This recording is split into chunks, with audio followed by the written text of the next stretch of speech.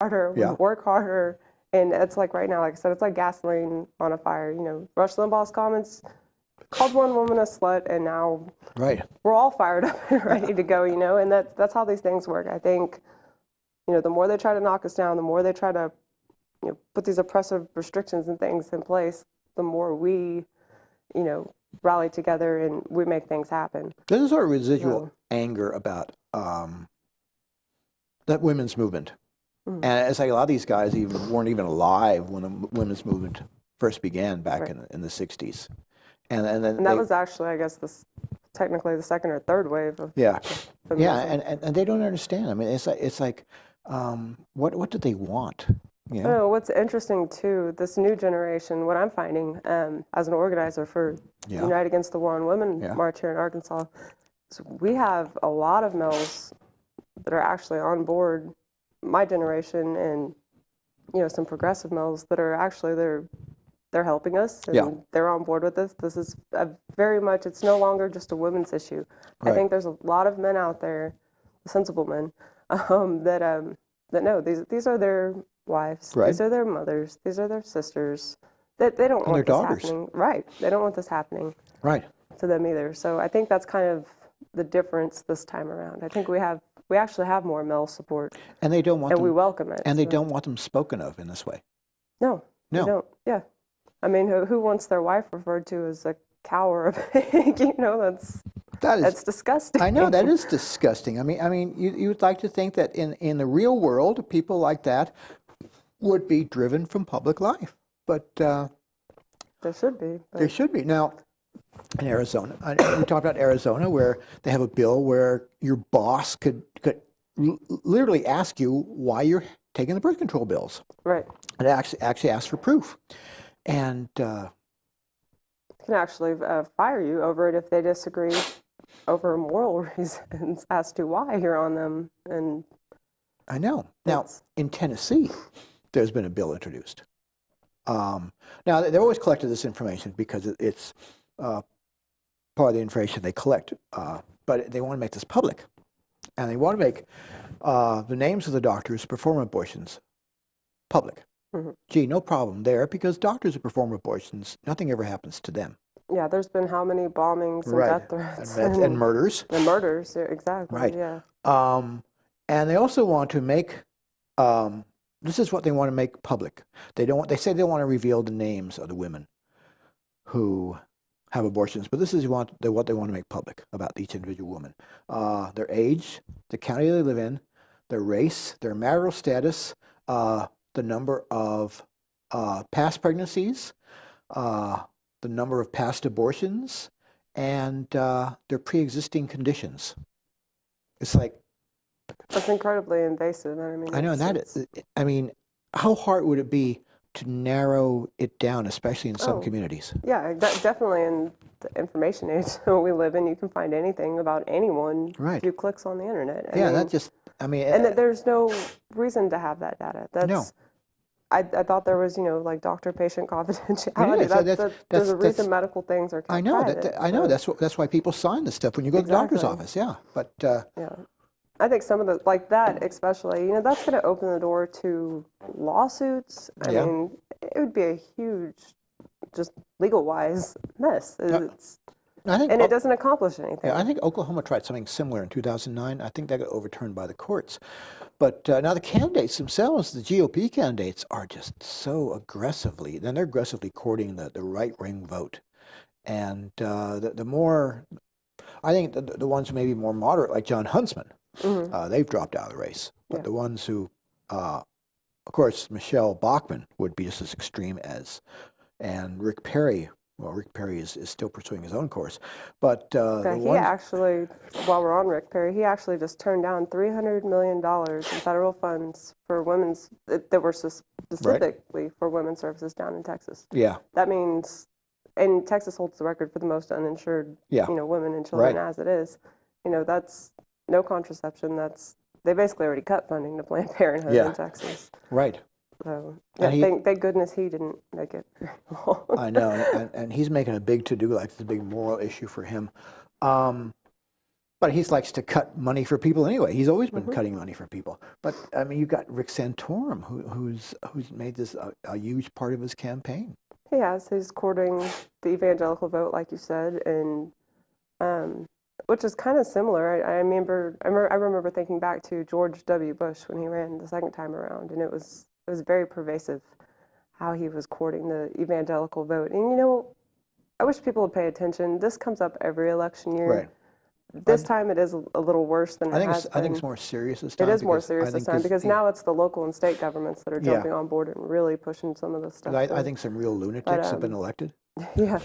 I don't know. There's something very similar to Santorum and George W. Bush in the way that they're courting the evangelicals. I don't know how much he would actually hold up to his end of the bargain on that for them, because some of the stuff's so obscene. Yeah. Like I said, the backlash from us women is going to be huge. Yeah. So. Well, it's like, I still think it's like the Republican Party seems to be alienating these huge blocks of voters: the Latino vote, the women vote, the intelligent vote. Yeah. It's like, I don't think, and so of course the news right now, we're just covering the Republican voters, and we're acting like those are the only voters in America right now. Right. We say like, oh, Mitt Romney won Puerto Rico. Yeah. So he's going to take Puerto Rico next November. Well, that's not necessarily the case. No, not at all. It's the same with, there's a lot of independents out there.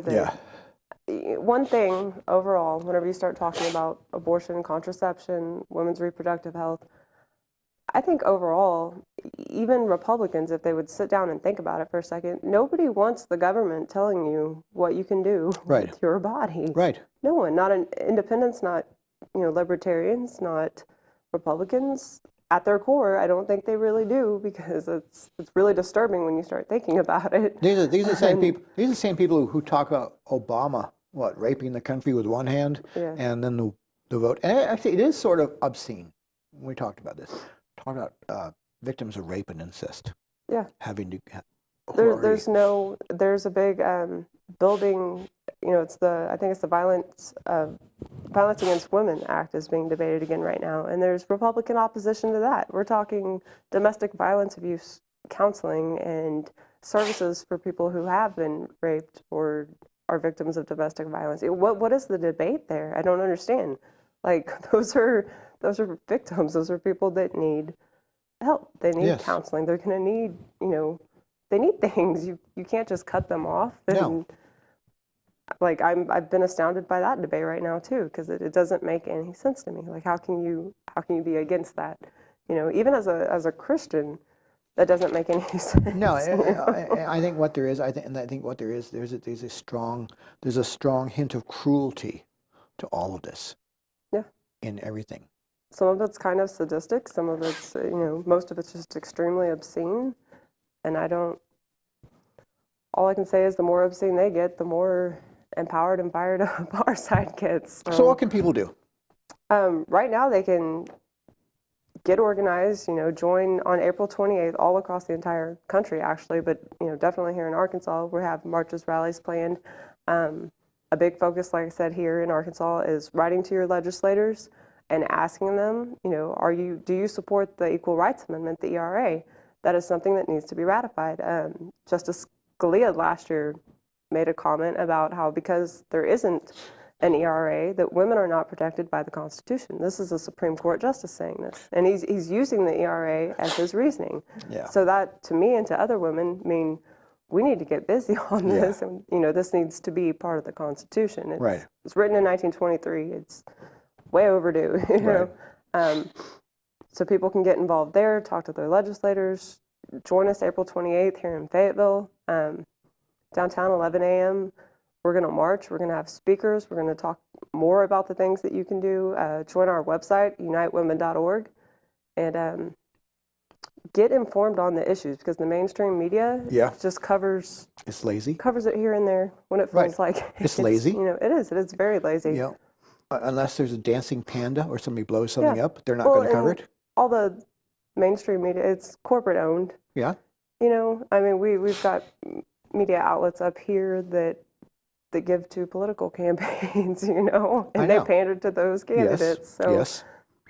yeah, it's get informed, look for the information yourself, educate yourselves, support Planned Parenthood. You know, 97. That's right. We want to talk about Planned Parenthood. Yes, 97% of their services are for screenings. No, for, no, you no. know, I thought 110% of their services were for abortion. yeah, Did you hear all these people talk? You know? Yes, no. Actually, it's only approximately 3% for abortion services. 97%. You know, Planned Parenthood actually prevents more abortions than all the evangelical groups and other reproductive groups put together. Really? How so? Through contraception, through education. Education's a huge one. You know, they don't believe in that preaching the abstinence only, which has been proven that doesn't work. It doesn't work, you know? You know, they make it affordable to low-income people who are, just statistically speaking, more likely to get pregnant, or, you know, they don't have anywhere else to go. Or, it's not being taught in the schools. So Planned Parenthood is one of those places I feel every woman needs to support. And they offer services to men, too. Yes, to men, too. Exactly. Yeah. STD screenings. I mean, what they've done for health services in this country is amazing. You know, it's that's the last place that should be cut. And we have congressmen like Boozman and, well, Boozman's our senator now, but that are claiming, oh, you know, we need to cut funding to Planned Parenthood. No, that's really not an area that needs to be cut. And, well, we had a presidential candidate, Romney. This last week said, I'd get rid of Planned Parenthood. Yeah, and these men, they have no idea. I actually have a letter from Senator Boozman he sent last year when they brought this issue up last year for a vote. And his reasoning was, well, they provide abortions and we have to cut funding to that. And that told me right there, he has no idea what they do. No. And Mark Pryor, I got a letter from him also, and he pretty much told me he didn't know what they do and he hadn't made a decision. So I'm glad he was honest. But these people have staffs. Yeah, if they're going to be voting on this stuff that affects people's lives, then they need to know what they're voting on. They need to know what services they provide and what they actually do. That's why God made Google. Exactly. Yeah, we're actually hoping to have at our rally, we'll have a representative, hopefully from Planned Parenthood, to come speak to people and, you know, educate people on what exactly it is that they do. What about after the rally? After the rally. Will the Unite movement still be around? Yes. We're working on it right now. This is becoming like a permanent women's group fixture. Good.